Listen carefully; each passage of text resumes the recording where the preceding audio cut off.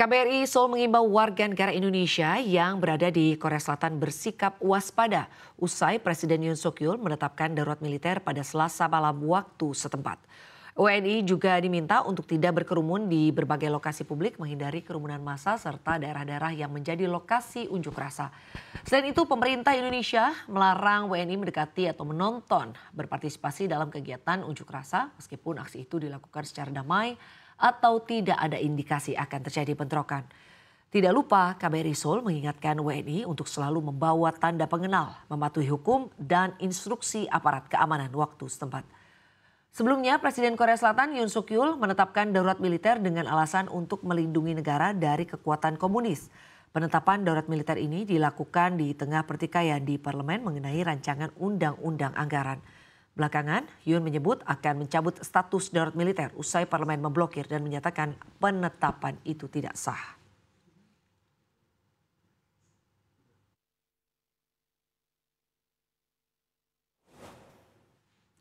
Pemerintah Mesir kembali menolak kehadiran militer Israel di Rafah dan koridor Philadelphia di perbatasan dengan Gaza.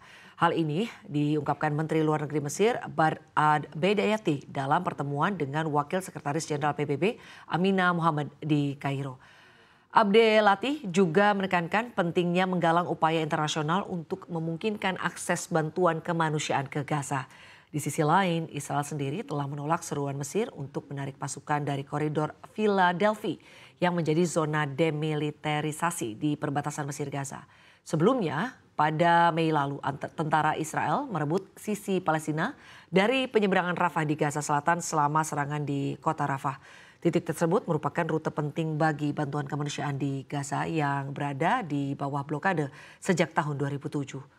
Upaya mediasi yang dipimpin oleh Amerika Serikat, Mesir dan Qatar untuk mencapai gencatan senjata Gaza dan perjanjian pertukaran tahunan Israel dan Hamas terus gagal karena penolakan Netanyahu untuk menghentikan perang.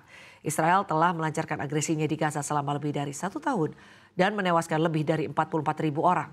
Sebagian besar dari korban tewas adalah perempuan dan anak-anak.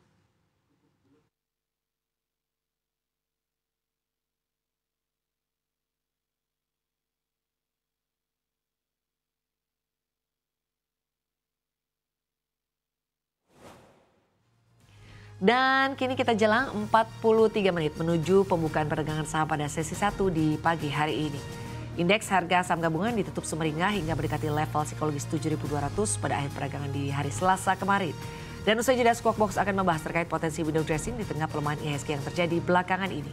Serta mampukah IHSG berada di target para analis yang berada di kisaran 7.800 hingga 8.000 pada akhir tahun ini. Kami akan membahasnya bersama dengan Rudianto, Direktur PT Panin Asset Management. Jadi tetaplah bersama kami di CNBC Indonesia.